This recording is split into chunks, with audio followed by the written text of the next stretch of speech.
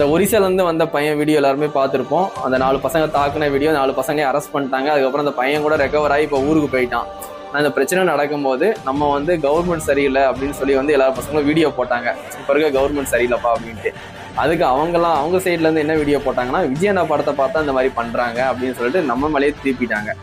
ஏன்னா விஜயண்ணா வந்து சிகரெட் பிடிப்பாங்க, ஸ்மோக் பண்ணுவாங்க, போலீஸை வந்து படத்தில் அடிப்பாங்க, கஞ்சா விற்பாங்க லியோ படத்தில். இந்த மாதிரி வந்து நம்மலாம் இந்த மாதிரி விஜயனை பண்ணுவாங்களா, அதை பார்த்தா அந்த பசங்களாம் கெட்டு போகிறாங்கன்னு சொல்லிட்டு அதை கூட வந்து கார்னர் பண்ணி வந்து பேசுகிறாங்க.